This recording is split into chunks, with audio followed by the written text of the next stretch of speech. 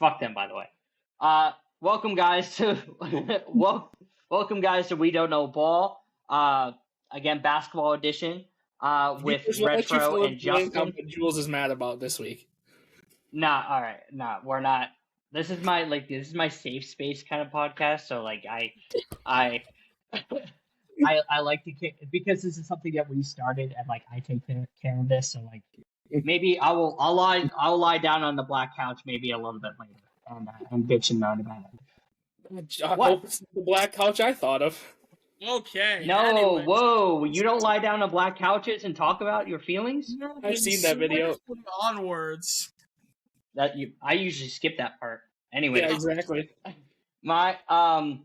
This week we'll talk about a couple of the NBA narratives that have been happening obnoxiously, mind you, for the past couple weeks that have gained steam, and we will be talking about our all NBA teams. One all defensive team because I think the defensive teams are kind of tricky, but I think there's a clear top five defenders in the league. We'll find out where we disagree and agree with our all NBA teams.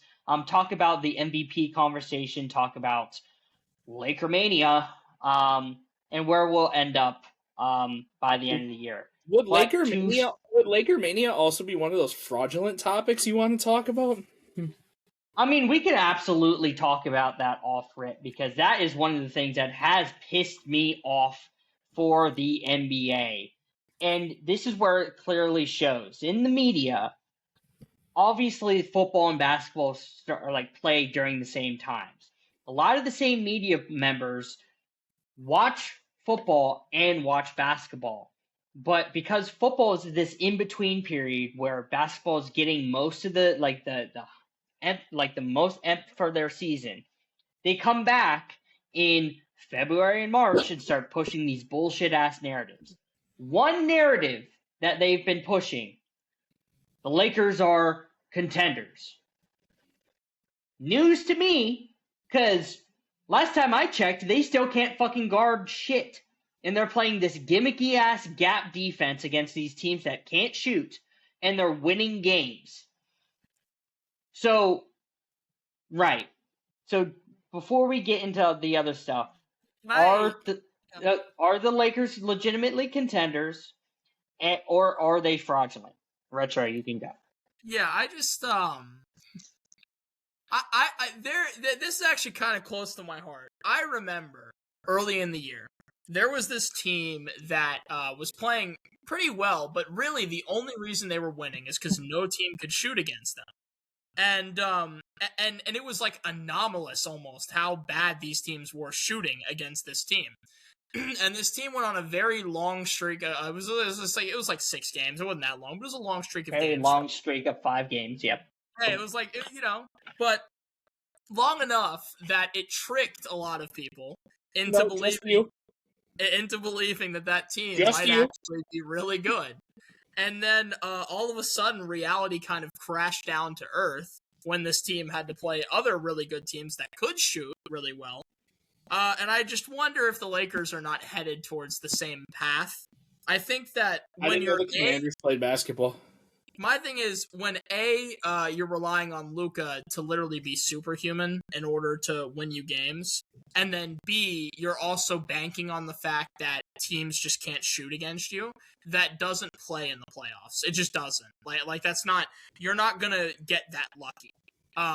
Especially in the West, bro. When in the West, your contemporaries, you have the Spurs, the Thunder, the Nuggets, the Rockets, the Timberwolves, the Suns. How is it? It's just not going to play, bro. It's just not going to play. Who are the Lakers currently supposed to play in the first round if the season ended today? I can gladly give you. Timberwolves. They would get beaten 6. And maybe 5. Like, I don't see it, bro. Yes, they're fraudulent. Clearly, yes. Luka is literally playing out of his mind. Well, actually, the Lakers get the Rockets as of right now. Yeah, and because of how close. the Rockets would beat him too. So it's like, as far as I'm concerned, bro, this is just the same thing. The Bulls went on a hot streak. They played a bunch of teams that couldn't shoot. Then they got slapped back down to earth. The Lakers will get slapped back down to earth. Got it. So by your comparison, you just compared Josh Giddey to Luka. I understand what you just did. Well, they both put up triple doubles. Anyway, continue. All right. Well, no, Laker fans, you need to stop this. Yep. Because now you're all turning into Still Stacking, #1 Laker fan on TikTok, if you know, you know. The guy that said that in the offseason that the Lakers were the 2026 champions. He also said it from the time they got eliminated from the playoffs last year. No, you guys have no shot because the only difference between crazy enough, they have a counterpart in the East that does the exact same thing, and that team's significantly better than yours on all fronts, and it's the New York Knicks.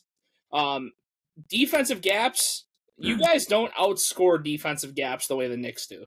And the Knicks are going to do the exact same thing as you.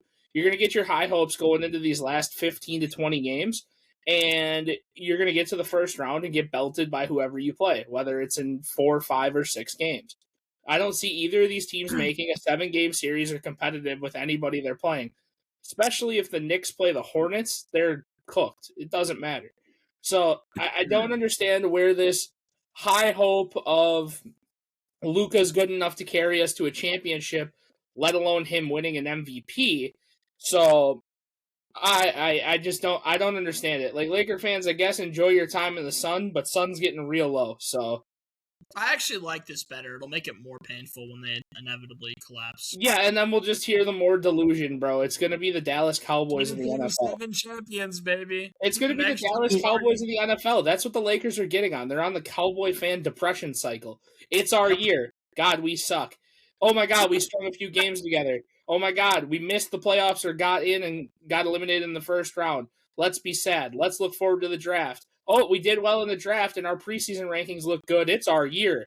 No, sorry, Laker fans. I mean, bro, I've heard Lakers fans say they're not moved by the Spurs. Like, I don't know, bro. You can get moved.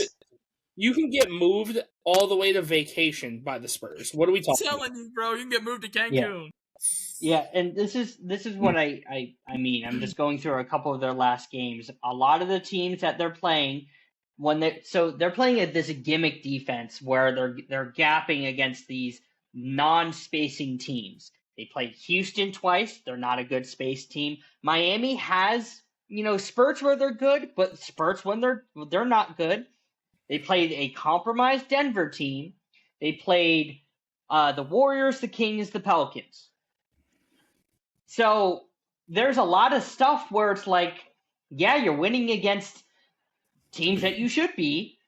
And again, I'll give them credit to where credit's due. Yes, they've won against some decent teams, but you're basically escaping the Orlando Magic because the Orlando has been very wishy-washy. They've been better as of late, but wishy-washy. And you're now, this is what I love, you just lost against a Detroit Pistons team without Cade Cunningham, with a collapsed lung. Dennis Jenkins outplayed Luka Doncic today.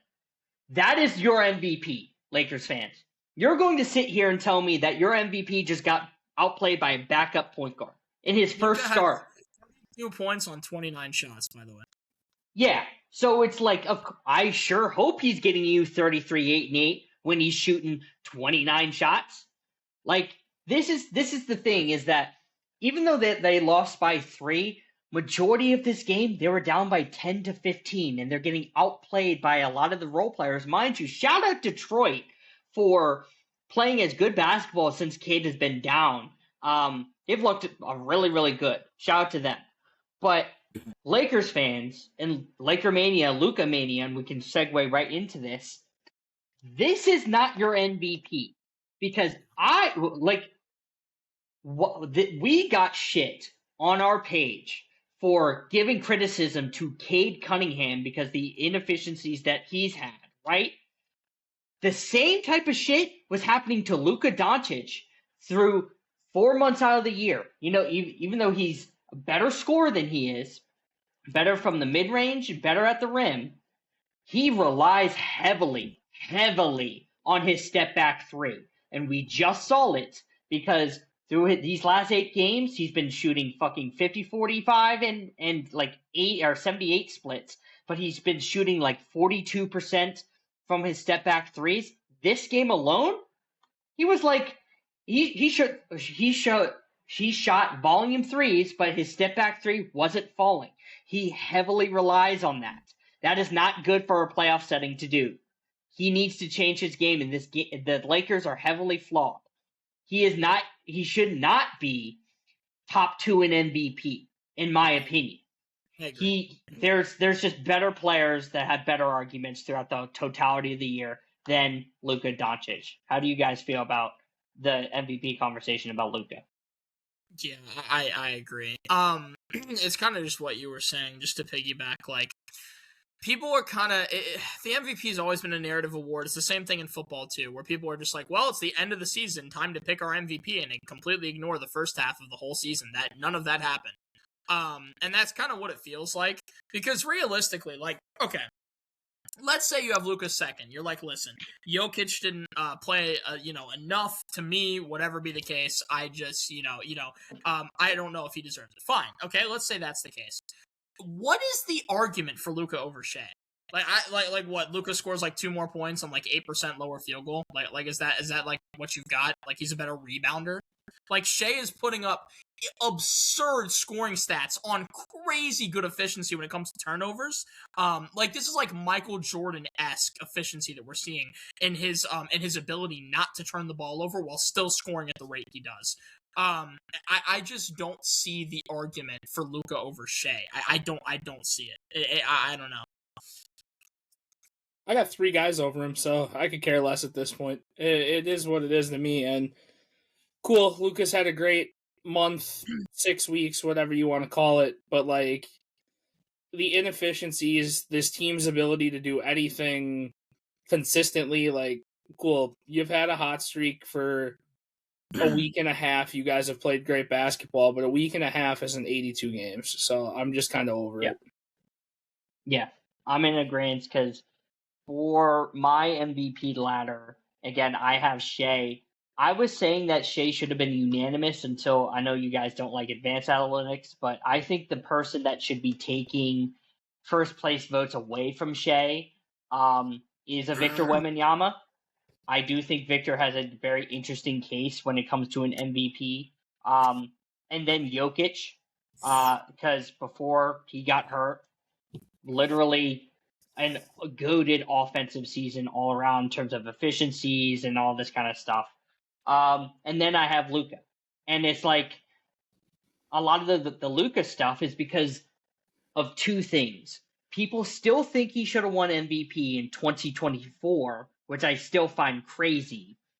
And then it's because of the market of the Lakers, because now he's in this the biggest market in the NBA. You could argue maybe outside of Boston. I think it is. But it's like, I get it. I do understand where people are coming from, but how they're articulating Luka's case because of he averages more points, he's going to win the scoring title, he's giving you 33, 8, and 8, PRA. It's like, that's why I hate the arguments, and these guys have heard me say on, TikTok lives and other platforms, is that, like, I hate the PRA argument because that's not consistent to MVP, because I'm seeing Steve Nash give you 16 and 12, win an MVP. That is not PRA. That is impact and, like, team record. So what are we doing? Matters? Do you know where PRA matters? Betting props. What? PRA matters in betting props. It is not a valuable way to talk about the game of basketball. I agree. And mind you, it's very funny, because speaking of PRA, that 60-point game that Luka had the other day, the same exact day, SGA was a minus 100, minus 1,000 to win MVP. Luka scored 60, and San Antonio clinched the playoffs. That number went to minus 2,000 after the day, and then the Luka glaze started, and then they bumped it back down to minus 1,000. That's how confident the bettors were thinking that SGA should have been unanimous. Narratives. Like, it's narratives. It's narratives, bro. It's every single year.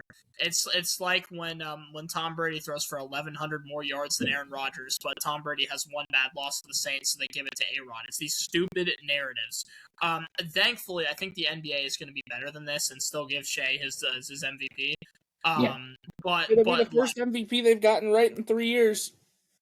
Yeah, well, whoop-de-doo, there you go. Freaking Jokic gets robbed half the time, but it's okay. This year, it rightfully belongs to SGA, and they should give him the MVP. I swear to goodness, if they give it to Luka, oh my gosh. But that's the thing. I could see them giving it to Luka. It's like, okay, Luka, the year you were supposed to win it, Jokic won it. The year Jokic was supposed to win it, SGA won it. The year SGA was supposed to win it, Luka won it. Yeah. We'll see 3 years in a row. We'll see 3 years in a row of the wrong guy winning MVP. So yeah, it'd be like a Josh Allen MVP. Here's your like your DEI MVP. You got screwed 2 years ago, so you can have it now because Jokic we won a 2-headed monster race and. Well, Shea won it last year, so you can have it. But the thing is, I feel like doing that, I kind of get the rationale, but I feel like doing that in the midst of Shea having this like generational season, it would just kind of like hurt. Okay, but Jokic basically had the best season of all time. Oh, I agree. Jokic got lost. Like, yeah, I agree. Jokic got bad. Whoever gets the vote should lose their power. I'm not saying it should be a fan vote by any means, but. I'm just over this fugazi-ass fucking voting. Like, this is terrible. By fan vote, Denny Advia might win MVP.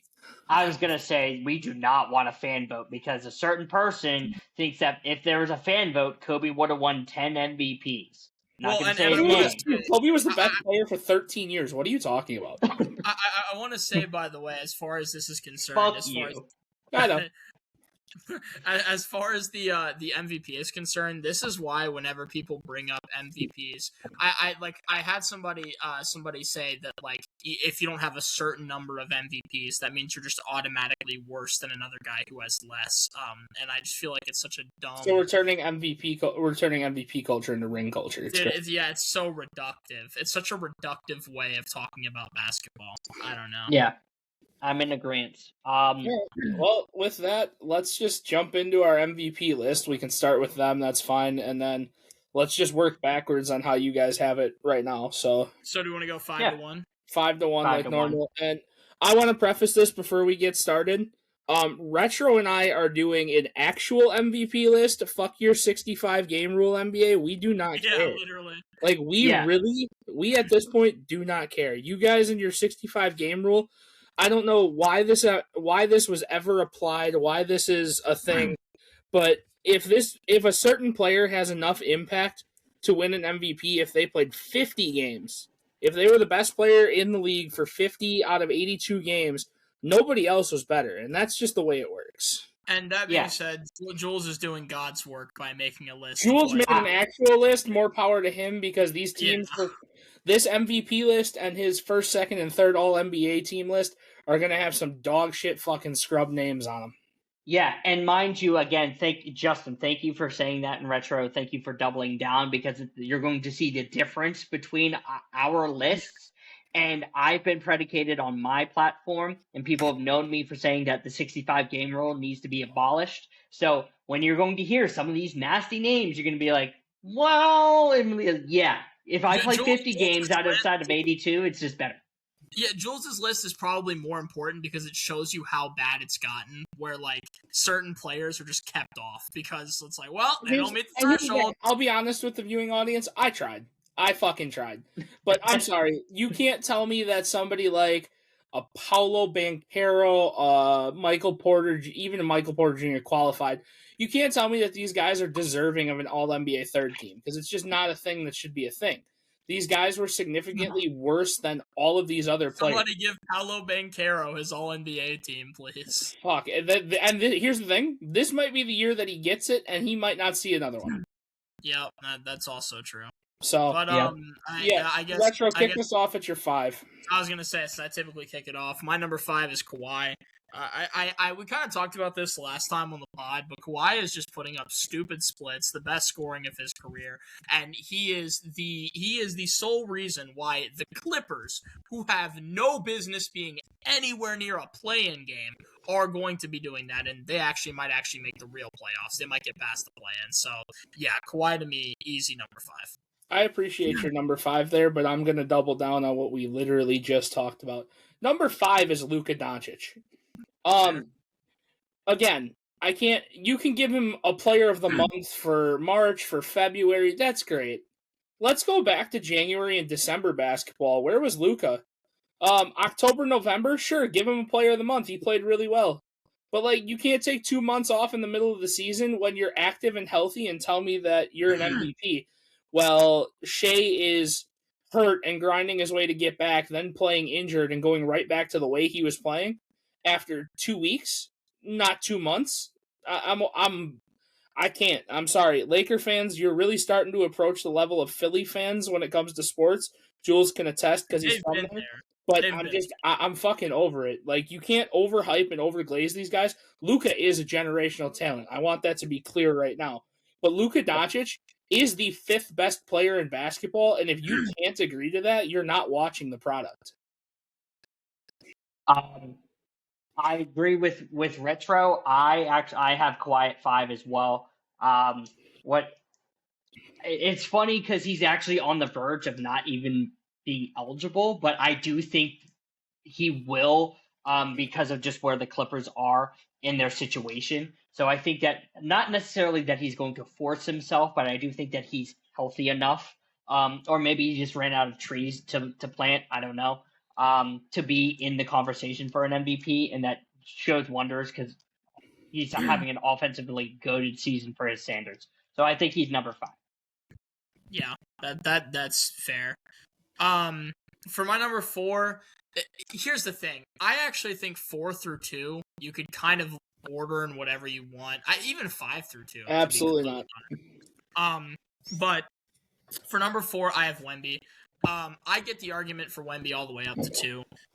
He's going to win DPOY. He's top 5 in MVP conversation for good reason. He's an absurd force all over everywhere. I don't even really have to discuss why. It's just very, very clear. The only thing is, for me, I think the 3 guys above him are a little better, but I'm almost certain Wemby will win multiple MVPs by the time he really hits his prime. I can agree to that, but I think you have him significantly too low. I'm taking Kawhi at 4 because Kawhi is the actual best player in LA, and that's bar none because he has significant less help. They traded away his only help, didn't get anything back in help, and I don't care what anyone says about how Garland is playing now. That man fucking blows.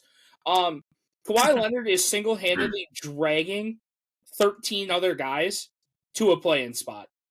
If you don't recognize what Kawhi is doing now this late in his career, again, like, I hate to be redundant, but you're not watching the product. You're not understanding what's happening. Kawhi Leonard is arguably playing a better season than he did the year he won a championship in Toronto, and he's doing it with significantly less help. This is where I have the Don himself, Luka Doncic. Again, we talked about it, PRA, and he's been great. Can I know what Luka's PRA is after the halftime? That would be great to know. That's what after halftime. I would love to know what Luka's PRA looks like after halftime. That would be interesting to me. I bet that exists somewhere. Yeah, that definitely exists. So, because I'll tell you right now, you could probably cut his numbers in fucking half and maybe just take a third of what he's doing, and that's his second half. Because when Luka's going off and Luka's doing his things, he's blowing teams out in the first half. That's fine. But, like, at what point, like, are we going to correct this coasting thing? Because, hey, Luka, you don't have Kyrie Irving who takes a half of basketball to warm up and then go off and take over for you. You have Austin Reeves who you need to lead to a full game. You have Grandpa James as your third option who can go off for a triple-double on a low-extent triple-double, low-point triple-double. If you guys want to be PRA merchants, that's good for him, right? Because he can get 37.5 PRA for a game. But if Luka is not captaining the ship the whole way, this is why nobody believes in this team. The first half Lakers are phenomenal. They might actually be the best team in basketball. The second half Lakers, that's a whole different team when I watch games. Yeah. And they're extremely effective in the clutch this year too. Like they are the best clutch team, and they shouldn't be, because if the first half Lakers could match the second half Lakers, they'd be blowing people out, and they just don't do The that. Lakers or Caleb Williams. But yeah, this is where I have the Don at 4 again. The great surge of basketball that he has. Again, I'm giving him praise. But you guys think that I hate Luka Doncic? No, he's been fantastic. It's just I'm not moved by what the start of this calendar year of 2026 has happened, when there was literally 3 months of basketball before. Do it consistently for the whole year. I don't. You guys got to understand, as actual fans of the product that the three of us are, as dog shit as the product is right now, we love Luka Doncic. We actually love Luka Doncic because what Luka does is good for the game. We want the game to grow. I like him as a guy too. He's a great person too, and I'm so sick of this. This is where I'm going to play devil's advocate on it, because I'm sick of this. Luka's the villain. Luka's this. Luka's that. You guys want to critique him on social media, and you want to say, oh, well, Luka's talking all this shit and Luka's doing this. Luka's playing basketball. Last time I checked, from the NBA level down to going and playing with grandpas at the fucking YMCA at 7 in the morning, you guys will go out there, and if somebody says something slick to you, you're going to start running your mouth. You're going to try to play better. You're going to get in your bag. So I don't know why Luka deserves this so much hate, or why us putting him 4th or 5th in our fucking MVP voting is shitting on Luka Doncic. He's a top 5 player in the world. I don't. And also, keep in mind, he's playing basketball while going through hell right now. This man's personal life is in hell. If I was Luka, I'm surprised he hasn't gotten 15 texts at this point. If I was Luka, I'd be lashing out at everybody.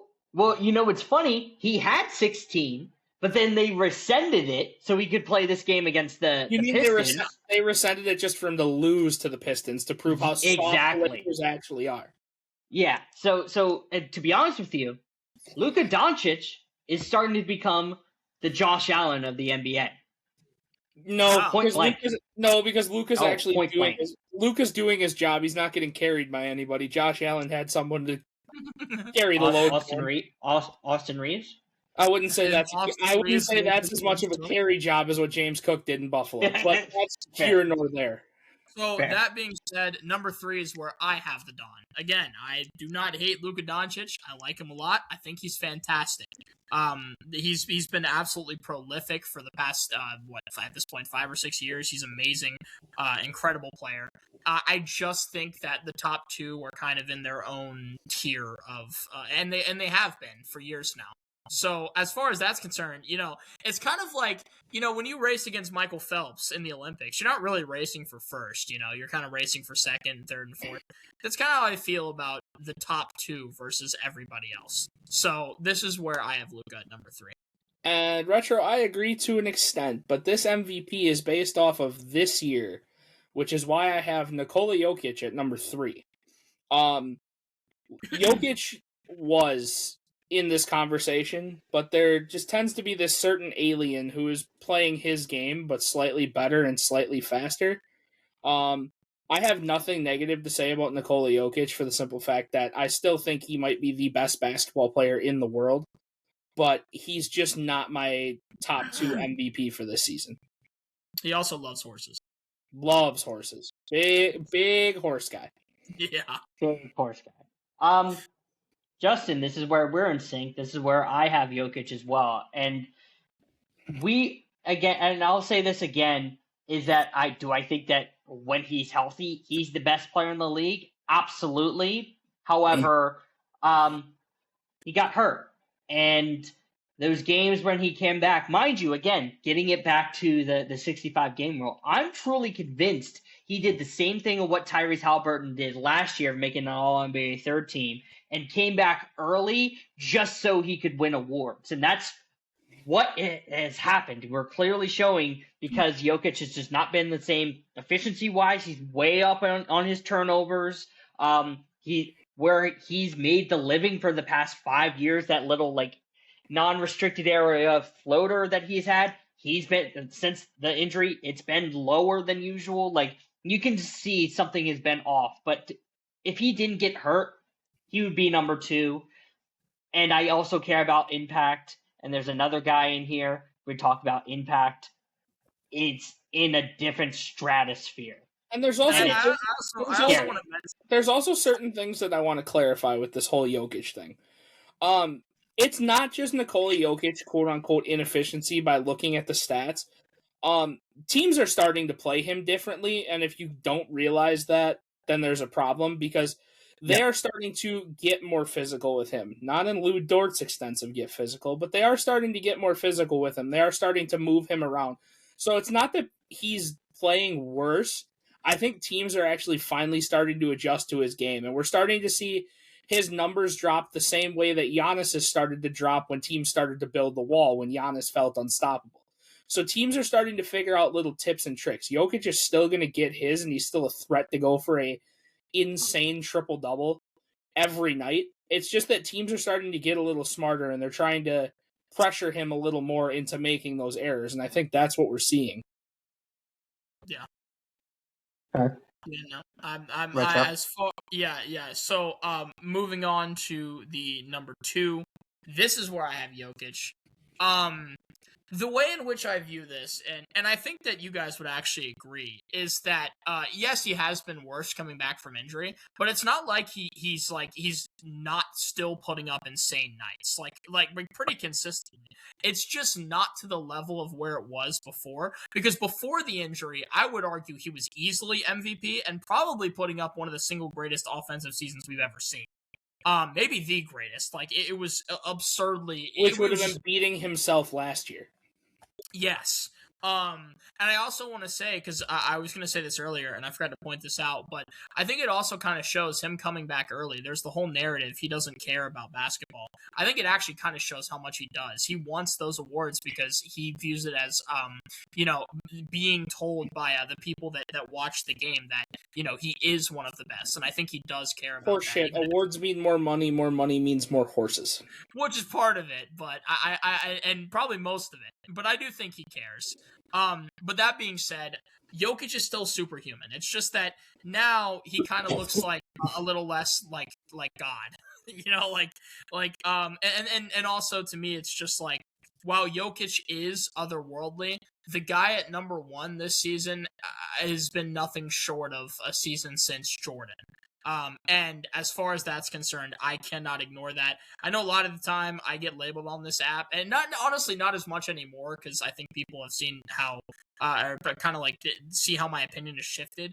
I am not an SGA hater whatsoever. I think he's great. And that being said, I just, the Jokic for me is number 2. You said something interesting there before I go into my number 2. No, it hasn't. Your opinion hasn't shifted. You hate SGA and you hate SGA discourse, but you like what he's doing for the game.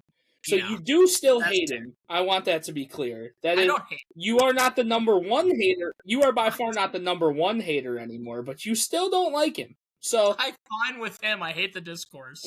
Sure. Yeah, I'll keep it short and sweet. Number 2 is Victor Wembanyama. He's having a phenomenal season after coming back off an injury that a certain somebody on this podcast was extremely worried about. But I tried to, pet his head and tell him everything will be fine. He's going to come back and he's going to be the same player, if not better. And lo and behold, look where we are. It really is unfortunate, though, because like Retro said, I mean, if you don't have this other guy at number 1, to kick it back to 1994, you just are not witnessing greatness the way we are. So, yeah. I agree 100%. And just so, again, I have Wemby here at number 2. However, I do think there is a very interesting case why you could give him MVP. Again, we all collectively will have Shai Gilgeous-Alexander of the OKC Thunder as our number 1. However, I do want to talk about this just very slightly, is that in terms of all 22-year-old seasons in NBA history. Again, I as the historian here, I like to do that kind of stuff because these guys believe anything pre-2000 didn't exist. But No. I just don't know. Okay, so every other 22-year-old season that is people who have won. Okay, even regardless of that, people who have won MVP or have played basketball at the age of 22 have had very impactful seasons in terms of like either on-off numbers or just, in terms of advanced analytics. And again, I know people aren't necessarily the greatest of that because there's context. Victor Wembanyama, including the game that just happened against Miami Heat, through the past, I believe, 50-plus games, is posting the greatest 22-year-old season we have ever seen. Ever. This includes Kareem. This includes Jordan. This includes LeBron. Every other 22-year-old season that has ever happened is subservient to this 22-year-old season of Victor Wembanyama. And if we care about impact, Victor Wembanyama can easily make the argument, and that's the best argument you can make for Victor to win the MVP. However, too bad it's next to arguably the most historic season we've ever seen in our lives. I will just say that is the argument that Wemby fans should make if you want him to steal first place votes. Because before, I thought that SGA should have been unanimous. Now I don't think so because I think of what I saw and what I did research on. There's value in that. That's all I'm saying. Okay, so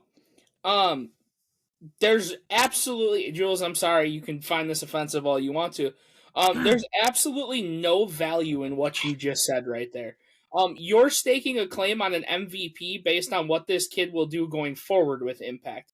This is about this NBA season. This is about this value.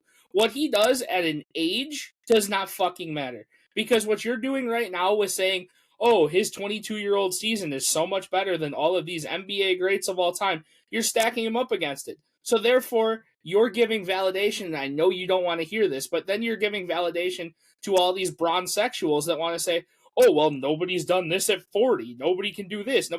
Doesn't matter how fucking old he is. A 19-year-old can win MVP or a 40-year-old can win MVP. That should not be a basis for an argument to win an MVP because he's doing what he's doing at an age. I don't give a shit what he's doing. I don't give a shit how old he is. He's the second best player in basketball right now, and the only reason he's second best is because Jokic got hurt. I can't let you come out here and say, because it's his 22-year-old season and he's done all these things better than Kareem, Jordan. That has nothing to do with the value of a one-year MVP race. Cool. So even regardless of that, again, selective hearing, who has posted a plus 27? Because SGA is nowhere near close Victor Wembanyama. Nowhere near close of what he can do. That's why Victor Wembanyama can win the MVP now, because we don't care about PRA, we don't care about best record, we care about impact, correct? So why is Victor number 2 by your logic? But you're valuing it as is he's doing it in a 22-year, in his 22nd year. That's what I don't. Only person ever to do it. Person ever to do it. That's valuable. Him being 22 has nothing to do with the conversation. If you bring up the 22-year-old out of it, that's the only thing you heard about this conversation, Justin. Get that out of your head. Plus 27 on-off number is the most valuable thing in NBA history. Take that. So why is he not the most valuable player? Because his on-off is high. That's it. Okay, so why is that now not valued? Because the efficiencies of SGA. It's not that it's invalued, but what is SGA's on-off number? Nowhere near close. What is SGA's on-off number? It's like a plus 12, which is historic. But what's better, plus 27 or plus 12? So his on-offs, again, who's leading a better team? That's a most valuable player. The person who can get the most out of their team while doing the stats, while getting the wins. Who's leading a better team? You can easily argue Victor Wembanyama. Less talented roster, right? I disagree. At this point, You I disagree. disagree. At this point, I disagree. Yeah. Okay. Yeah, because I know. Yeah, you're smiling now. I'm gonna get you. At the end of the day, whose team is more consistent? Because I know somebody who had a NBA Finals MVP that they could have had it given to outside of Shai Gilgeous-Alexander, who's been basically non-existent for this team this year. Shout out, Chet. No, I'm kidding. It's Jaden. And you want to, and that's another guy. If you want to bring up the conversation about the most inconsistent player in the NBA, that's going to be on probably all of our lists at some point in the rest of this episode. Holy fuck! Because that man will give you a 4-3-7 night, and then he'll give you 33-13-11, and then he'll sit the next game. Fuck, move what? This OKC team's starting to scare me. It's starting to make me want to reconsider my pick I made at the end of the season last year for them to go back to back because of the inconsistency problem that's never going to happen. However, I still think as a cohesive unit, this is still the best team on any floor on any given night. Inconsistencies or not, their defense is so fucking good, it's not even funny. So do we even want to talk about? We all have the guy. Real quick, just official for my number one. I have Chet Holmgren. Josh Giddey. Josh Giddey. Music like Josh Giddey. Mattis Buzella. No. So for my number one, I have SGA. Everybody has SGA. It's unanimously SGA. All I want to say about this, because we've already talked about it, is I actually want to thank SGA. I never got to see Michael Jordan play, obviously, because he was way before my time. But this is as close as I'm going to get, so I appreciate it. Actually, where's the towel? Where's the towel? I'll go wipe your face for you. Hold on. Retro actually has an argument. He said Matas Buzelis for MVP, most volatile player. That's actually pretty accurate because when he pissed Luka off, that was probably the most volatile thing that could have happened to the Chicago Bulls this season. I don't know why. You know what's funny? Because last year, everybody remembers when the Lakers lost against the fucking Bulls, and everybody started clowning them, and then the shift of that exact kind of game because the rosters aren't the same. However, the Bulls were winning that game up until they talked shit, and then Luka went off. Like, what the fuck, dude? And Buzelis pulled a Dylan Brooks and he poked the bear, and I don't know why he did that, but I'm kind of happy he did. Whoa! We will not slander my glorious king under the bus. That is exactly what occurred. This man, I'll give him credit where credit's due because you're not going to slander him because he might still be an asshole, but he's probably way more dialed back than anybody thought he was going to be this year. Well, but he did poke the bear, and he did find out what happened. He did fuck around and find out. He poked a greater bear. So that being said, are we heading into all NBA teams? You want to start from the bottom? Well, I feel like the way we do this, because it would be a lot to go through each player on each team. What about if each of us because for the first team, do we just all have the top 5 guys for MVP? Do we just have those as our 5 guys? Every guy I mentioned is on my first team, yes. Yeah, correct. And I assume, okay. So we can just skip straight to second team then and go from there. Okay. Yeah. So, so I'll kick it off with the second team. This isn't really in any particular order, but I'll just go by the way that I have them listed. So the first guy on my second team is Jaylen Brown. Jaylen Brown was just off of my MVP list. He's been phenomenal this year. He's taken the Celtics team where a lot of people thought that they wouldn't. A lot of people said they could barely make a play-in. And now they're top 2 seed in the East. Just for them. He has taken. Well, along with his team, I'm not saying he backpacked them. Captain Alopecia, Derek White, Peyton. Yeah, no. Again, I'm definitely not saying it was a carry job. Hugo, man. Just that Jaylen Brown has been, very, very. Here's the thing, Retro. I was really high on this going into the year, but the more and more I watch the Celtics going through the year, I just want to know who their actual best player is on the floor. Because up until Mr. Tatum got back, and even though he is as inefficient as Cade and Luka combined since coming back, I just want to know who was the real MVP until Tatum put his back on the floor. I'd like to Sam know. Hauser. Because here's the thing: Jaylen Brown for the first 3 weeks took like 11 off, played a really good start of December, kind of took the rest of December off, played a good week in January, took the first 2 weeks of February off, played like 3 good games the rest of it, and Jason Tatum's back. So, I just want to know, like, I understand it, and I can give you credit for having him here and backing it, but at the same time, he wasn't even the best player on his team for a majority of the year, so how does he get to make an all-NBA? Highly disagree, but that's okay. Highly disagree. Okay. A lot of people are going to say it's Derek White. I think Jaylen Brown is better. Okay. Well, you can continue with your second team. Yeah. So that's Jaylen Brown. I have Tyrese Maxey on here. I think that Tyrese Maxey has also been phenomenal, really broken out this year. Philadelphia, if we're being so honest, and all three of us have said this, needs to get rid of the elephant in the room and actually make Tyrese Maxey like the face of their franchise. I have Giannis on here. I understand the amount of games he's missed. A lot of people are not going to like that. And Jules, I assume you probably don't have Giannis on there because he doesn't meet the threshold. But I mean, Giannis is just even this year. His impact has just been absurd. Even in the limited games he's played, he's still been phenomenal, and there's no way that I'm gonna leave him off there for that reason. I have Ant on here. Everybody knows how good Ant has been. It's not even a question. And the Timberwolves are a player in the West, and that says a lot in itself. And then I have Donovan Mitchell. Donovan Mitchell's also been fantastic on a Cavs team who Jules has been on a lot this year as a potential finals team.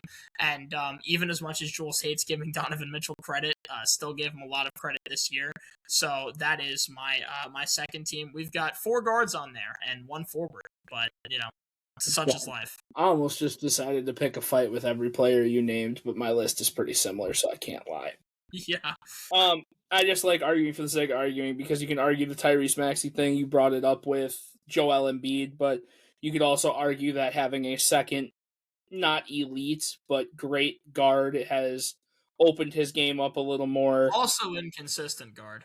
Very inconsistent. They both are, and Tyrese was terrible when they decided to make Joel Embiid the number 1 option again, which hurts him, but I still like him as a player. I'm going to go through my list a lot faster. I'm not going to give a lot of reasons for mine. I might have to with the 5th one, which is fine, but if you know, you know. So my second team is Tyrese Maxey, Jaylen Brown, Ant, Cade, and Kevin Durant. And here's why Kevin Durant cracks this list. Kevin Durant, as he has already told the world, is carrying a franchise player who doesn't know how to shoot a basketball, a crayon eater, and a team without a point guard. Kevin Durant's numbers look very, very good, and I feel that he deserves a spot on this list. And this is where I will throw the age into it, because I know Jules doesn't want it, but Jules is going to come back at me for it. The fact that... Here's my thing with it, is everyone said that this man's career was dead leaving Phoenix. He was a top market value because he was leaving Phoenix regardless, so a team was gonna overpay for him no matter what because he's Kevin Durant. I'm still convinced that he got paid on namesake and namesake alone.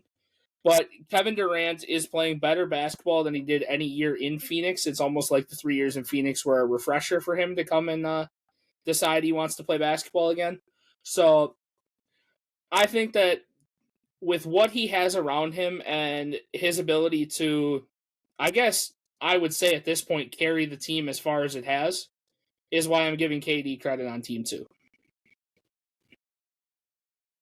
Fair. Well said. My team 2, and I'll explain too. I'll go quickly. I have Mitchell, I have JB, I have Ant, but I have Jalen Brunson and Jaren Duren as all NBA second team. Brunson, even though I actually think that Brunson is better than Maxey, I know because of the playoff stuff. I think his playoffs very carry him. I think he's a very elite scoring guard because of his shiftiness. And even though he's just piss poor at defense, that's something I will not be able to defend. Brunson has shown moments where this year, specifically in the pretty big sample size, that he is taking a lot of more of the playmaking roles in getting OG Anunoby, Mikal Bridges, even Deuce McBride valuable shots and opportunities at the rim or at the three, and he is taking a more of an off-ball playmaking role where I think he has improved a lot. So I think he should be NBA second team. And Duren, I've been very high on Duren this whole year. Yes, his value comes with Cade and he's being maximized there. But there are games where Cade is not there that he's getting you 25 and 12, 24 and 13, like a very old school Detroit Pistons type of center where he's taken this leap and he's been able to be self-sufficient without Cade. And because of the fact that a lot of the first team is going to be this big men centers, and you could argue even like Giannis, if he wasn't hurt, could make a first team. I think Duren is right there within these big men talks. But there's a gap there, but he's at the top of where that gap ends. Like Duren has been fantastic this year. Shout out him, but I think that should be the second team, personally. Okay. Valid. So moving to my third team, some of these are gonna be controversial. So I have KD on here. I feel like everybody's gonna have him on their All NBA teams. I have Cade on here. I know people are gonna say it's a little bit low, and they probably want me to move like Giannis down, and that's fine. But I knew I had to have him on here. I've got Jalen Brunson on here. That's no surprise.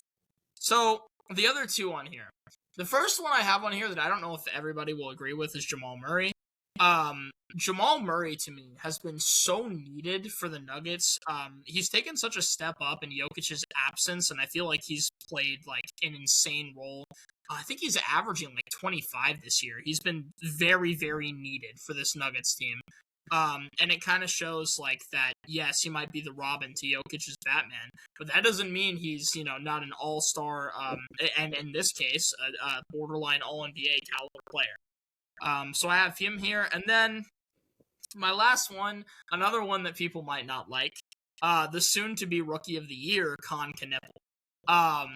Again, we were just talking about impact. This Charlotte Hornets team, everybody views the Hornets as a joke. And Con Knippel's impact is, and that's the thing. Con Knippel's impact, especially with his spacing, because my God, what a three-point shooter he is, has put this Hornets team in a position where on any given night, they have the best offense in basketball. And that is absurd. That's insane to say. And that kind of impact alone, and him making the Hornets, I don't want to say like a player, but like at the very least, they could make a little bit of noise and upset some teams, and make them go a few extra games. That to me makes him worthy of an All-NBA team.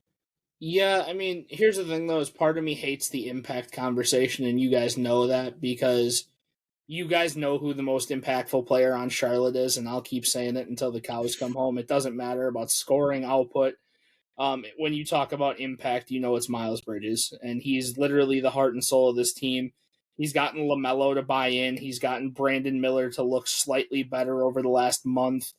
He's gotten all of these players to buy into it. Like, at what point in your time would you think that LaMelo Ball, Brandon Miller, Miles Bridges, Con Knippel, and Kalkbrenner are a fucking threat in the Eastern Conference? So I give that man all the credit in the world for being the leader of that team and the turnaround that they've made. He's getting the most out of his teammates, and this team looks really fucking good going forward. However, my third team is D-Mitch, the inch-for-inch best guard in the East. Shout out Josh Hart for that one. Jalen Brunson. I have Jalen Johnson, Jamal Murray, and Devin Booker on this list. Devin Booker, I was hating on a lot to start the year because of his inefficiency to shoot the three ball as a predominantly scoring guard who does do a lot of his scoring from the mid-range and three-point. Ever since coming back from the injury and now going back on injury, he's turned it around and he's helped his team capitalize on certain things. Especially now with the Suns playing the stay afloat game while Dylan Brooks is waiting to get his hand reevaluated, I believe, next week. So that's why he's there. Jalen Johnson, all the credit in the world to this man. He's dragging a Hawks team. Him and Jonathan Kuminga are doing their very best to keep this team in any sort of conversation at all. And Retro brought up Jamal Murray. I completely agree with that. He's the Robin to Batman on this. And when Jokic was out, it was unbelievable what this man was doing on the floor without him. And it just shows how well he actually complements Jokic's game and vice versa. So that's my team 3. My team 3, and again, the last person I'll name has some context behind it because he's in controversy for not making it, but I do think that they will, and if they finish over 500. Jalen Johnson, Scotty Barnes, KD, Jamal Murray, and Denny Advia.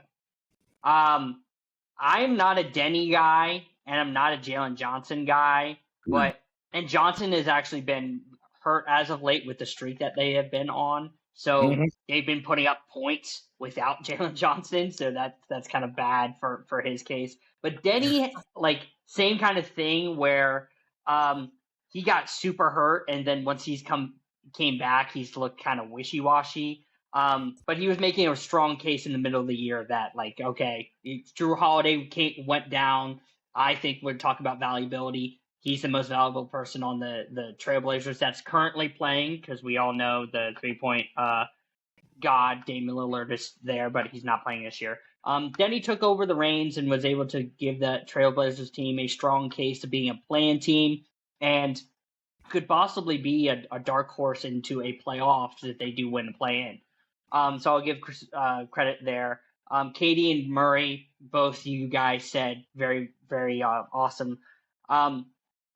The Scotty Barnes stuff, I still can't commend enough. Scotty's a heavily offensively flawed player, and I do understand that. However, Scotty's defense this year, his defensive rebounding, the playmaking, that kind of stuff is why I push Raptor stuff. Yes, his versatility, all this kind of stuff is so valuable for that team. And he is being able to impact, again, I know people hate impact, but he's being able to make them win games without scoring the ball. The rebounding, the defense, the screen ability, all the stuff that he does that Darko's making him do is incredibly awesome. He's doing the Dennis Rodman dirty work, is what he's doing. He's winning the battle in the margins, which is why this team looks so good. Yeah. So I think I'm surprised you guys didn't mention Scotty, but again, I'm the Raptors glazer, so I guess I'll just continue the Raptors glaze, whatever. But I think Scotty should be very heavily regarded in these situations in this All NBA if they make a 5 seed. That would be fantastic for him. But those are our All NBAs. He made my honorable mentions. I had players like him, Lauri Markkanen, Dylan Brooks. Those guys were in the conversation for me. I mean, Lauri has basically been on a collapse since beginning of February, late January. So he basically fell his way out of an award this year. Jules, for your sake, I really hope that Denny Advia does win the award, because it'd be really pathetic if a player who was inactive all season was the only thing to actually win something for this team all year. That would be a great thing for him to actually make that. And I was going to say, because I think it's also important to point out, I know there's a lot of people who don't like the advanced metrics stuff. I saw there was a commercial in March Madness about making fun of people that use advanced metrics. But I think that you don't even have to use advanced metrics Jules, to make your argument to quantify with Scotty Barnes. If you just watch him play, the impact that he has on both sides of the ball, it's so easily. You can tell he was one of my very, very close people to make mine as well. The honorable mentions that I had, I don't necessarily care about record. Pascal Siakam deserves to be in this conversation as well. I don't care. He's one of the only guys on that Pacers team that I don't think necessarily needs a Tyrese to be impactful. Funny enough, and it's not because of the game that he had, but Bam Adebayo deserves some conversations. I don't think as strong, but I was waiting for your ethical hoops pick of Paolo Banchero. Yeah, imagine. The actual most valuable player on the Celtics, Derek White, deserves to be in this conversation. And then just to round it out, because I couldn't think of anybody, Karl Anthony Towns, Mr. Inconsistent himself. Not in the slightest. So, that being said, we can get into our last team, the All-NBA defensive team. And this one, I feel like we can also just quickly go through. I can't see this one being different outside of maybe one guy. Yeah, so Yeah. I'll go quick. Mine are not going to take long. Wemby for obvious reasons. Gobert for obvious reasons. Chet for obvious reasons. We just talked about Scotty Barnes. I have him on here. I think Scotty has been absolutely phenomenal on the defensive end this year. So I have him on here. And then as my only guard, I have Asar Thompson. And yeah, I think he's just also been insanely impactful on defense. So those are my 5. And I'm 80% in the bed with Retro on that one. My top 4 are exactly the same. My 5th, however, is not Asar Thompson. My 5th is OG Anunoby because he plays defense for his entire team because the rest of his team doesn't know how to. Without him, I think the Knicks would not even be close to the position they are this year. I'm 80% to what you guys both said. But I have Bam as that last guy because we all make fun of his offense, but he's always been a defensive versatile monster, being able to guard legitimately 1 through 5. And he legitimately gives that Miami Heat team some life, even though he's the second best center on the team. We'll keep reiterating that. But he's able to at least stabilize what they aren't when the actual best center isn't playing. So that's why I have Bam there. My honorable mentions, just very quickly, are funny enough all wings and guards because I think they deserve some love. Castle, Wallace, Amen, Osar, and Daniels are my honorable mentions. That's Retro's DPOI from last year. Indeed.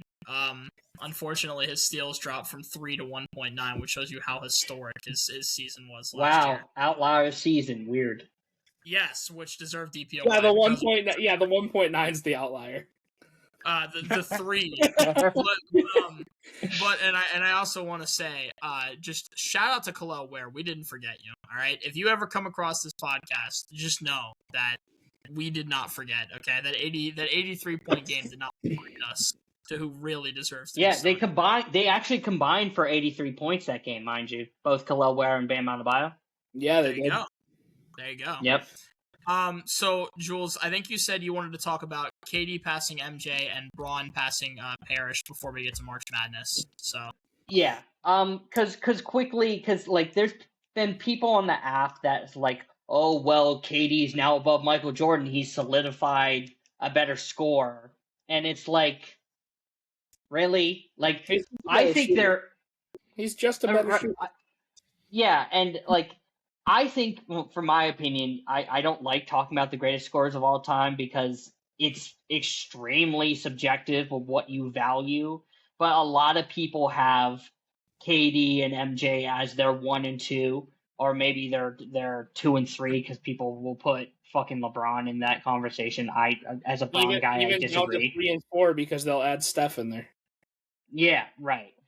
And I do think there's some like significance behind that, or behind KD passing Michael Jordan, because I do think that he'll probably end up in 4th. I do think that he'll get over Kobe probably by the same time next year, because around people are scoring between like 1,700 to 1,900 points total for a year. So I want to commend him for that.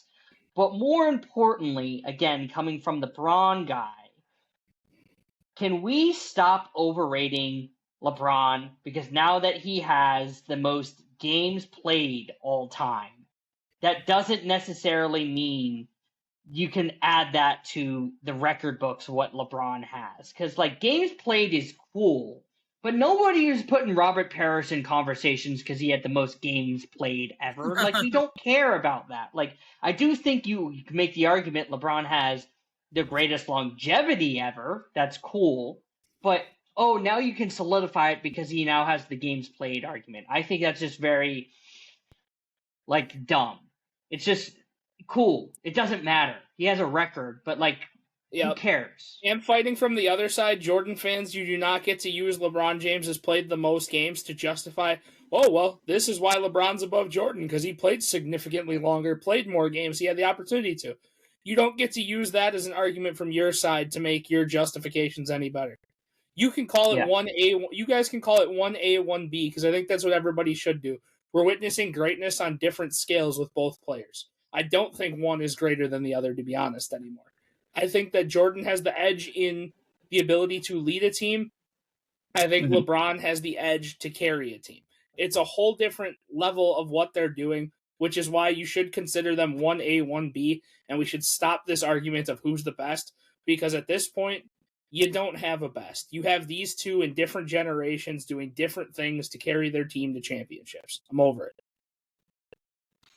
I'm in. Yeah, I don't know. I just want to give a shout out to Parrish.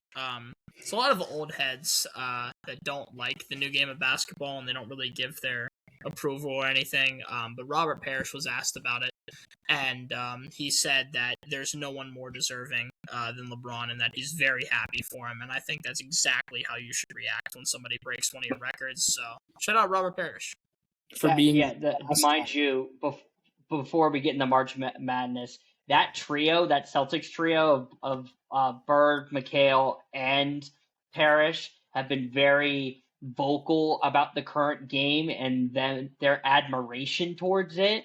And that's awesome. Like you said, a lot of the old heads don't try to put the game on the pedestal. And Parrish and McHale and Bird do a really, really, really good job and being able to understand what is happening and give credit to where credit's due and call out people on their bullshit when they see some bullshit. They don't have these outrageous claims. I think they've been very responsible with the titles that they've had and the accomplishments that they had as a trio individually, giving the NBA the platforms that what they used to have and had to go through to commend the people of today. So yes, I shout out to Robert Parrish for this instance, but all three of them have done wonderful jobs. Yes, absolutely. I agree. All right, Retro, I understand you're a college basketball nerd. I really are. But if you could speed run the March Madness part of this. It won't be hard. Yeah, it won't be hard. Talk about giant upsets and maybe how certain conferences are just head and shoulders better than others. Yeah. And you can probably ignore the team up north because we knew they were going to do what they're doing because Jules doesn't really want to talk about them regardless. So yeah, so unfortunately, so as far as this is concerned, I kind of forgot last week that the round of 32 and 64 happened in the same week. We only talked about the round of 64. I don't need to get into all the round of 32. If you guys want to know what happened in the round of 32, you can. All we care about is the here and now because that's where we're at. We're in the here and now. And the here and now is the Sweet 16. So, this is what we got going on. I'll just very briefly detail these games. You guys will tell me who you think's going to win. I'll do the same. We'll move on. So, first game is Duke versus St. John's. We've got the 1 seed Duke taking on Rick Pitino, whose reputation is basically the Duke Slayer at this point in his career. One legendary program, another has a legendary coach. I'm taking Duke. I think Pitino definitely could do it, and Duke has been given hell by 16 seed Siena, but I think Duke wins. You should just read off all the games, and we'll give you it as we go. Yeah, just read the names. Oh, you just want me to read each of them real quick? Yeah, just read the teams' names, and then we'll give you our picks. Okay, yeah. So Justin, who do you think's gonna win between Duke and St. John's? National champion Duke Blue Devils. Okay, fair enough. Next game is Michigan State versus UConn again. Just another legendary coaching duel. UConn. UConn. I also have UConn. And for anybody who doesn't know, it's Dan Hurley versus Tom Izzo. Next one's kind of a weird one. 9 seed Iowa versus 4 seed Nebraska. Do we talk about what Iowa did in the last round? Yeah, they managed to upset number 1 Florida by a point, which it doesn't overly surprise me. I didn't have Florida in my Final Four, but it kind of does at the same time because it's Iowa. So the fact that we have a 9 seed and a 4 seed, it's kind of cool because it's not like. Hey, I don't mean to be this person. Stop talking. Go see what just happened to Moses Moody. Oh my God! I'm watching it in the background. I'm hearing. Oh my God! I'm not trying to react to it. Dude. L Warriors. Dude, non-contact, disgusting. Thoughts and prayers to him as of what just happened. Oh my God! Wow. Yeah. I'll take Iowa. Wow, that was disgusting. Yeah. Jules, who you got in this one? 9 seed Iowa or 4 seed Nebraska? Iowa. Okay, I'm gonna take Nebraska. I think Nebraska. Shit, they had never won a March Madness game before, and now they're 2-0, and they've never won one in a tournament before, which is crazy. Crazy work. Next round, we have 3 seed Illinois versus 2 seed Houston. Houston very notorious for choking. What do you guys think? They got one more round. Okay. Houston. Hey, you think they got the coach in there? What is it? What is his saying? Oh my God. Never weary through success or whatever. You think they got coach in there hyping them up? Dude, probably. At this point, I've got Illinois winning this game. Because Houston choke artist, professional. Shout out Paige's kid. Keep balling out. If you can get him there, you can get him there. But Houston's got a nasty program, a nasty coach. They're good every year up until the next round. That's true. They are the Elite 8 frauds. As far as this game is concerned, the next one, 1 seed Arizona versus 4 seed Arkansas and John Calipari. Obviously, Arkansas also has Darius Acuff, who's probably going to go top 10 this year. What are you guys thinking here? Yeah, give me the Wildcats. Arizona.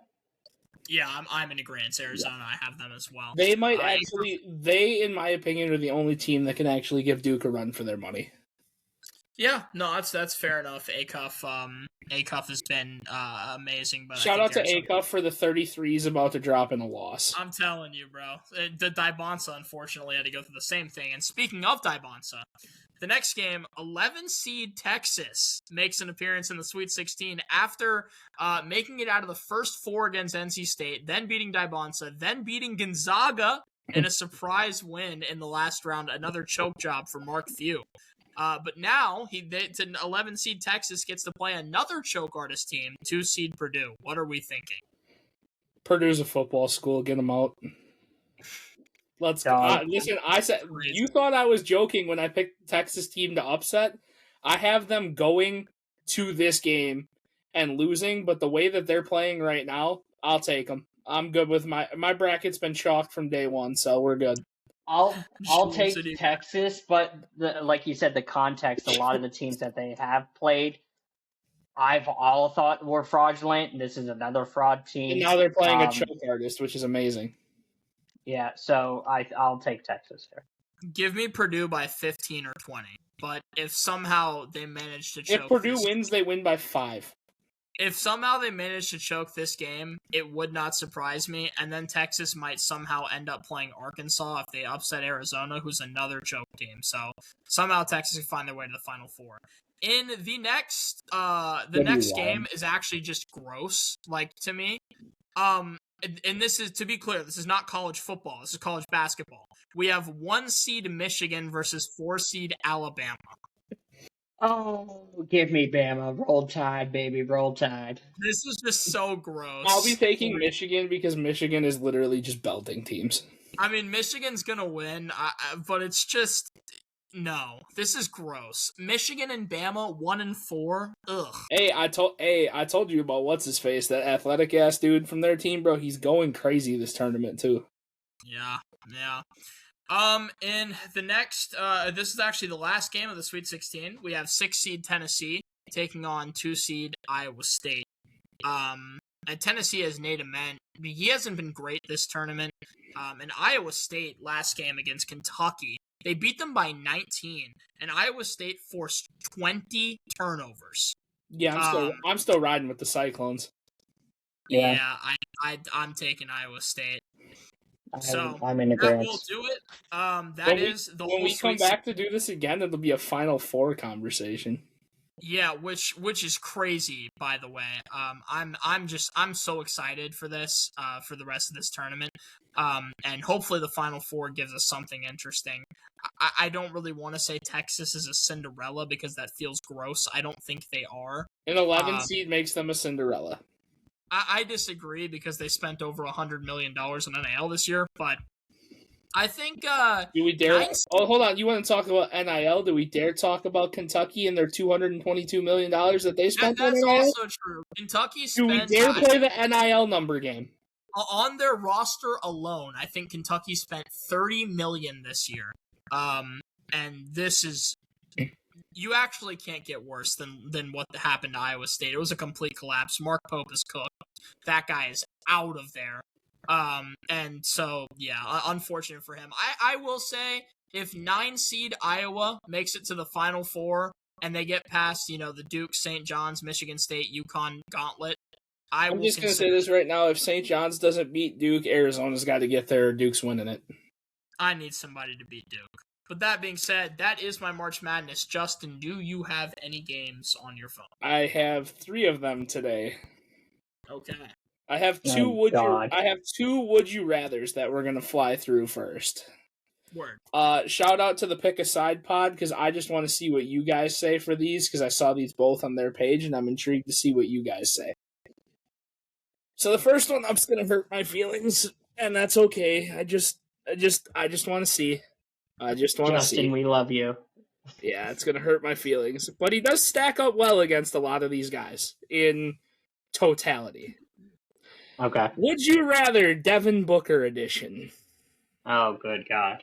Oh, good God is right. This year or all time? This is all time. Okay. Oh, good God. So, Word. I personally think that there are 3 guys on this list better, and it's fine if you guys don't agree, but I think there's only 3. Okay. First man up, Reggie Miller. I mean, I'd take Reggie Miller all the time. Fucking Reggie. Fuck Reggie, but I'm sorry. This is not one I would take. This one's kind of hard because we didn't get to see him play at full peak due to injury. Brandon Roy. Booker. Without question, Booker. Retro? Yeah, Booker. Yeah. ISO Joe. Booker. Booker. Rip Hamilton. Booker. Booker. What? Mind you, Booker was only taken over one of those guys, and it wasn't Reggie. What? And it wasn't Reggie. Oh my God. Jules is about to absolutely say Booker at the top of his lungs. Manu Ginobili. Booker. Booker. Booker. Oh my God, dog. So here's where we get into the one. But Manu's your guy, though. No, he's not. No, he's not. Just because he's a Spur does not mean he's his guy. This one I conceded to, and I understand why, because I just do think he is better. I think he plays Booker's game better than Booker does. Ray Allen. Ray. Really? That's disgusting. That's disgusting. Anyways. Well, I think it's close, but I think Ray has the edge because in his early part of his career, he was a significant better slasher than Booker could ever be. That's what I'm going back and forth between. That's all time. This one is very controversial. This next one's very controversial, but I stand on it strictly because of the complete player aspect. Klay Thompson. Booker clears. Absolutely. All time? Yeah. Yes. Please don't overrate Klay Thompson, Retro. Please don't. All time? Here, Retro. Let me paint a picture. They did the exact same thing. One of the guys did the same thing, so I'll paint you the picture. Who's gonna lead your team better? who's going to be a better facilitator, who's going to actually be a number one option.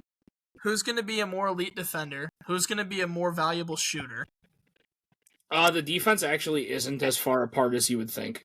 Clay was an elite defender in his. The defense isn't as far apart as you would think. Clay is for 2 years. And Clay has a 2-year prime. Literally, like, come on, dude. Once 2018 happened and Booker was established, he was better than Clay. This is pre-injury Clay. He was better than him. Come on, dog. Not to mention, Devin Booker's never been anybody else's merchant. Yeah. Clay, Steph's gravity. Yeah. This is the one time I will grant you the gravity argument. I can give you that. That is literally the argument. Booker, even though step back, by the way, I think Ray Allen is better than Clay, or not Clay, D-Book. But yeah, D-Book, I will give you over Clay. Allen is over Book, but barely. AI.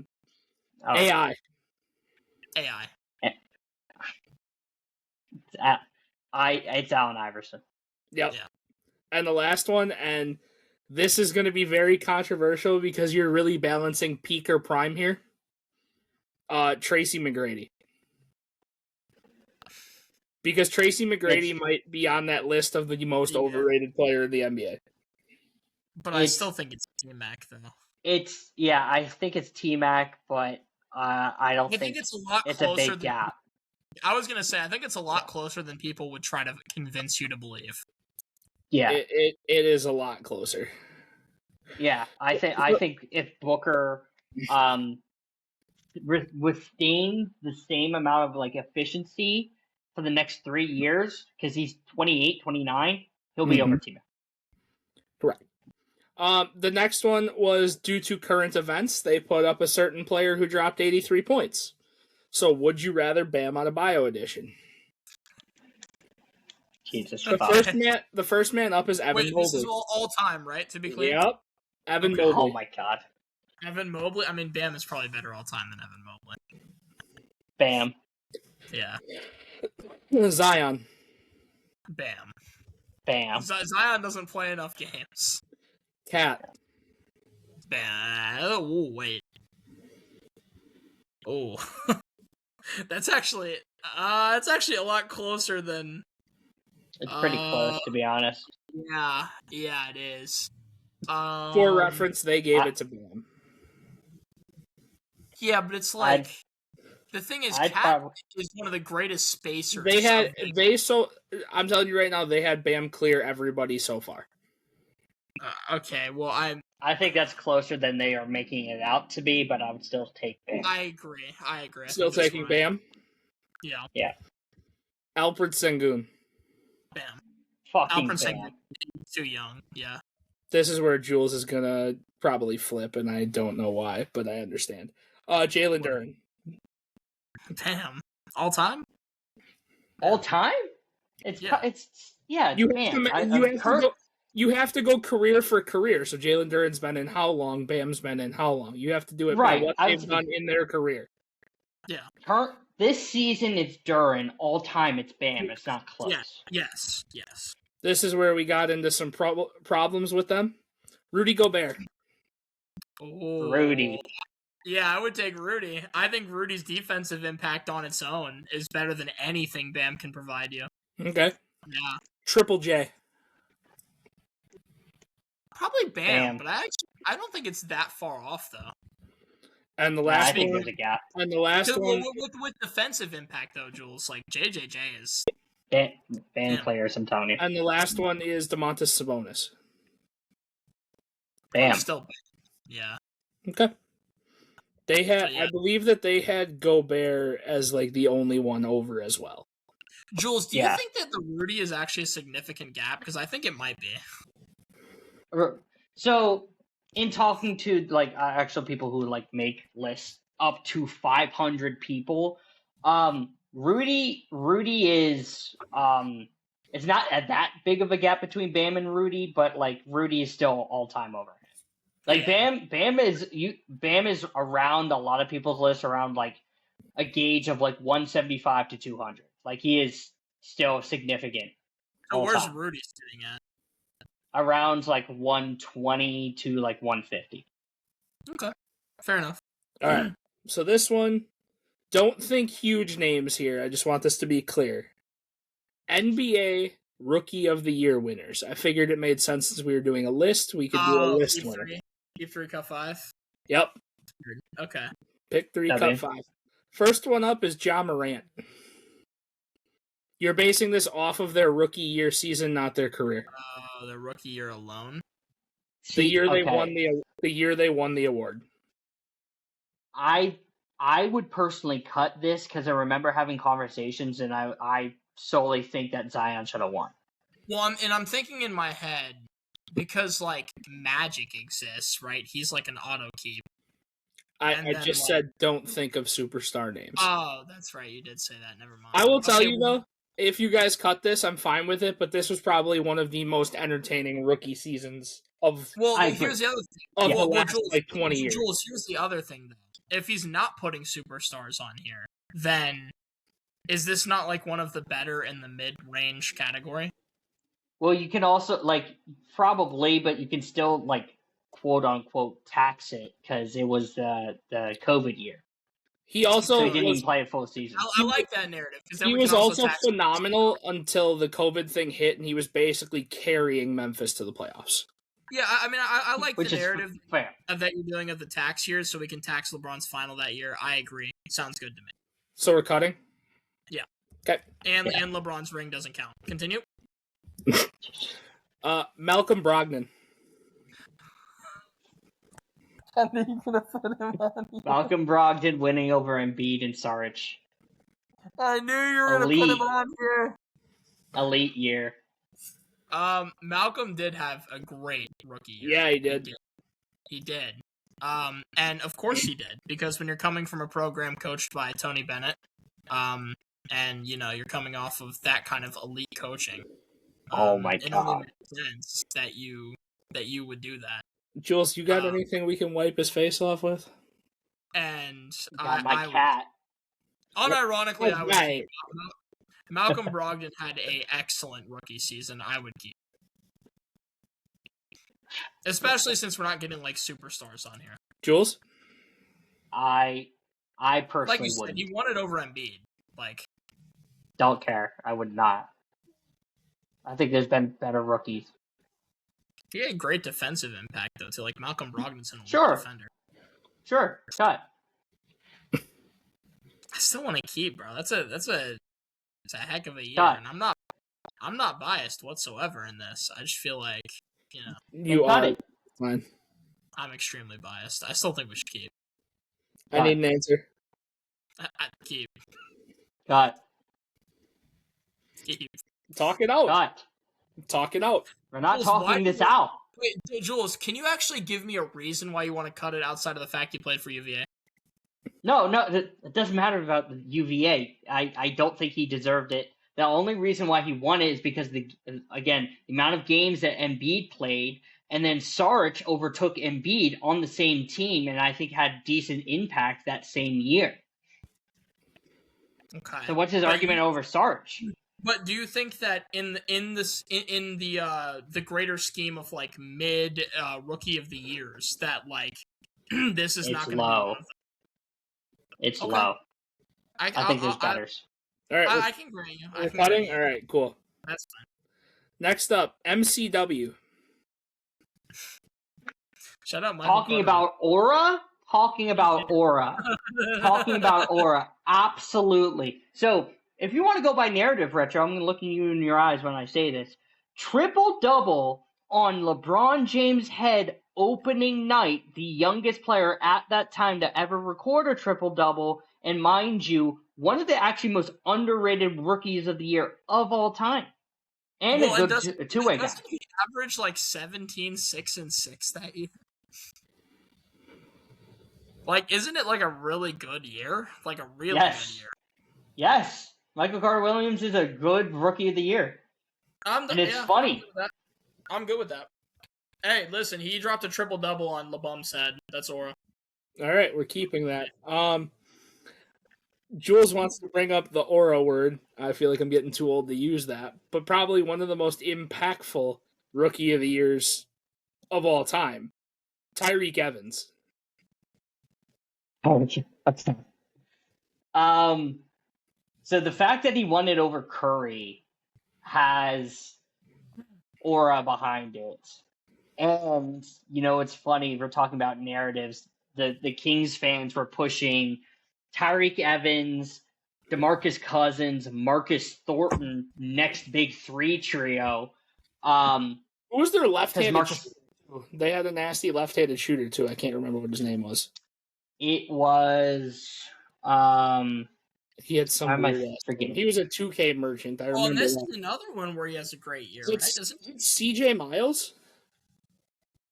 I thought that CJ was in Indy at this point. I know that there is a left-handed shooter that we're both thinking about, but I don't think it's CJ. I can't remember who it was. He averages like 20 in this year now. I know the Tyreek Evans here for whatever reason off the top of my head. Okay, yeah. It's like 26 and 5. Like, it's actually a really good year. Are we keeping? Yeah, I'm down to keep this. I think it's Bino Udrih. He's the lefty that I. No. This man was not white. Caspi? No, this man was not white. We'll figure it out later. We're keeping Tyreek Evans? Yeah, I'm down keeping. Okay, well, you have one keep left and 4 names to hear. Heard. Ben Simmons, either year. I think that's why we cut it. Either year. Yeah, cut. Okay. Yeah, Ben Simmons, though. We love that. Emeka Okafor. We're good. Okafor, that's a... We are good. Emeka Okafor. Shout out Emeka Okafor. I have to look Emeka's rookie of the year like stats. He played for UConn, right? This is like the... Yeah, he did play for UConn. Yeah. It was 15, 11, and 2. I mean, that's... I'd probably cut, but Emeka was cool. I liked Emeka. I agree. Well, and honestly, like he recorded 19 straight triple doubles from November 21st through January 1st, apparently. But yeah, I'd cut. All right, 2 names left. 1 keep, 1 cut. This is where Retro might have to fight a little bit on this one. Scotty Barnes. I don't think I'd have to. Well, I don't know. Depends on. I don't know, Jules. What do you think about? You might have to fight the Scotty Barnes Glazer. Well, I don't know. I mean, I like Scotty Barnes too. I don't know where you're at with this one, Jules.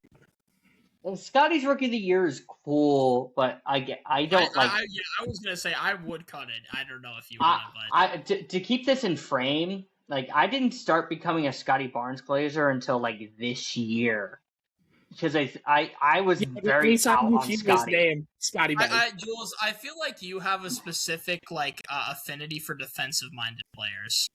I feel like. I would argue his rookie year, like he wasn't like that great defensively. Like he was versatile, I agree. I'm just saying in general because, like you said, you kind of became a Glazer this year, and a lot of that is like Scotty Barnes' insane defensive efforts. Yeah, I'd cut it. Yeah. Okay. Yeah, I think it was a cool 15, 8, and 4. All right, so you cut Ja, cut Brogdon. Cut Simmons, cut Okafor, cut Barnes to keep MCW, Tyreek Evans, and Blake Griffin. That's great. Yeah. Yeah. I would have. I think I would have kept probably Ben. Also, not rookie of the year winning Blake Griffin. Yes. I was gonna say if we're cutting Ben, we had to cut fucking Blake Griffin for consistency. Yeah, we should have just kept Ben for the meme. LeBron, we're good. We're good. Now, I probably would have kept Ben for Evans, but I think outside of that, me personally, I think that was a good one. Maybe even Ja, if you just want to talk enjoyment. Jaws was just so good. It was just cut short by COVID. I think Ja, if he would have got to play the full season, might have been one of the best rookie of the year seasons of all time. Which is why LeBron was. And I think you make a really good point because he almost wins unanimous rookie of the year. He missed it by 1 vote. But I was still very heavy on the Zion stuff. Like I think Zion should have got it, and because of the what happened with COVID, that's why I thought I'm like like it gets cut off. You know what I mean? So Yeah. So that being said, Justin, what you got? History. Fact. Well, history fact of the day. It is now the next day, so it is now my birthday. Happy birthday, brother! Thank you, sir. Yeah, history fact of the day. Unc turned 31, right? Turned 31, yeah. So the history fact for when we started this recording, March 23rd. Not a lot going on March 23rd, so we're only kicking it back 2.5 years. Harry Kane overtakes Wayne Rooney's record to become England's all-time greatest goal scorer over Italy in a 2-1 win for his 54th goal. And all-time greatest choke artist as well. Shout out Harry Kane. He is a very bad clutch performer. That is on England, on Tottenham, on Bayern. It's just it never goes away. Retro, let's see where your ball knowledge exists to. What do we think of Tottenham? Shit. What do we think of shit? Tottenham. We hate Tottenham. We hate Tottenham. We hate Tottenham. That's crazy. Now we basically we basically need our friends from across the pond to now come on here so we can just start chanting shit with them. I would talk football with them all day long. I love soccer. I do. We do call it soccer, though. We do. It is soccer. We have soccer. We have soccer and ice football. We're fucking going. I was gonna say, especially after we won the ice football trophy. Now we just have the aura to call soccer until the ice football trophy. We were going to win also the fucking baseball one, but we had to lose against the country that we took out there. You know what? I can't even say it because there's people who listen to this podcast, but USA, Mark DeRosa, you suck. World Baseball Classic. We took your president. It's all good. And also, Canada, for yet another L, our para-Olympic team also beat you in hockey. So now you got the men's, women's, and Paralympic Ls. Take all of them. You got beaten disabled sports too. Yeah, I mean, you guys really. It sounds like Canada's a little handicapped when it comes to hockey. Yeah, maybe you guys should try another sport. I don't know, man. Listen, you guys are great at curling. Yeah, they sound very Jabari Smith Jr. You know what I mean? You get the reference. You also very Jabari Smith. You also make some phenomenal syrup, and by the way, it's still just ham. Oh, and I was gonna say before we end, I want to give a big shout out to AJ Dybonsa. I hope everything's going well for you. He said apparently today that his love relationships at the moment, he said that they are currently in a rebuild, and then he changed and said, as a matter of fact, they're actually tanking. So, hope your relationships go well, AJ Dybonsa. That's tough. You're about to go to a team that's rebuilding as well, so have fun with that. Maybe he does the Ace Bailey route and just starts taking his stock. It's very possible. I can't believe that he compared his relationship life to a tanking franchise. Hey, Ace Bailey been hooping the last 3 weeks. Yo, facts. No, that is a fact. He might come back. Ace Bailey been playing basketball. Dybonsa and Cameron Boozer both said they might come back for another year, so it's possible. It's funny because the Jazz in the last 10 years. Yeah, it's funny because the Jazz have just had these random 25 to 30-point performances from Sensabaugh and Ace since Keontae and Laurie have been out. So it's like Will Hardy's just saying, "You get 20, you get 20." It's the funniest fucking thing in the world. The Raptors almost broke the 27-point lead tonight. Where did Bryce Sensabaugh go to college? UVA. No, did not. Well, just figured you'd just throw a random Sensabaugh. Yeah, where did he go to college? Without Googling it? No, I have no idea. I'm looking at Bryn Forbes stats, to be honest with you. Shout Bryn Forbes. The Ohio State University is where Bryce Sensabaugh. I will be at the Ohio State University this time Wednesday night. And Sensabaugh was insane. Jules, I'll try to snap you some pics. Please. I would love that. Also, I apologize to the fans. I will not be able to record on Monday because it is my birthday. So, yeah. Wow, Justin, birthday merchants. Wow. yeah, I'm here. Justin, I'm here. I'm here. Are we recording football tonight? No, but I'm here. Uh-oh. Listen, I will be out of town, enjoying. We're talking about the relevant sport though. Like football's irrelevant for another 2 weeks at least before we get hyped. So, yeah, if you guys do tune into the football side of things, we're gonna take the break on football this week and probably next week. We're gonna come back with power rankings the week after, and the week following we're gonna go into our draft prep and talk about where we think people are gonna land. So, if you are football fans, it feels like it was February a second ago, and we're already about to be at the draft. It feels like a fraudulent. It feels like a fraudulent team played against the best team in the sport like yesterday, and now we're on to the next season. His eyes lit up because he thought I was calling the Seahawks frauds. I thought you were like, that's fucking crazy. It is time for everybody to get delusional very soon because it is a new season now. You've been delusional for 6 months. Well, listen, everybody's been. The Commanders suck, but the Bulls are 6-0. Thankfully, the Commanders next year are going to come back. The Commanders suck, but the Bulls are 6-0. Hey, Retro, the Bulls are going to finish under 500. Nah, we're flying high. 3 weeks ago, Retro, we're in full tank mode. So, but the good news is Jaden Daniels is coming back next year, which means Washington. It's a good thing Jaden Daniels looked really good in the flag football game the other day because he's not going to do that well. I'm still taking Brady over him, bro. Hey, hold on. Before we go, I want to give a shout out to the man who probably gets the most hate on our podcast because he's an overrated sack of shit that stands under center. Jalen Hurts delivered better passes in a flag football game to his own receiver than he did all season when they were in the same uniform and pads. He also had 5 completions for 27 yards, still showing that Jalen Hurts cannot throw a ball. But he could still hit Devonta Smith right in the pocket on Aaron Rodgers level throws in a flag football game. I don't understand. Listen, if Jalen Hurts was playing flag football instead of actual football, that guy would be... Jalen Hurts could lead our team in the Olympics in flag football, and I wouldn't be mad because he looked really good. Well, yeah, but apparently Team USA actually beat the garbage out of us. So maybe they were right. Maybe Team USA just, maybe that's because it's their game. Play their game. Yeah, I dare you. Maybe it shouldn't be the NFL guys. Maybe it should just be the flag footballers. That one girl who played during the Pro Bowl week, that was the professional flag football girl. Nobody could touch her because she knew how to hip swivel, so they couldn't get her flags. Here's the thing. I'll grant you this. We'll keep Daryl Doucette. We'll let him play quarterback, but I'm getting my NFL receivers.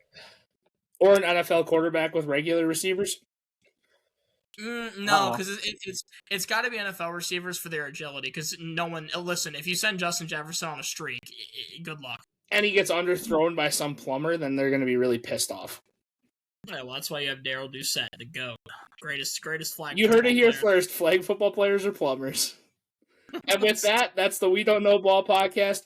Make sure you like, comment, subscribe, send it to a friend. And, again, we're in dark times in the world right now. We see a lot of things going wrong. Make sure you tell somebody you love them.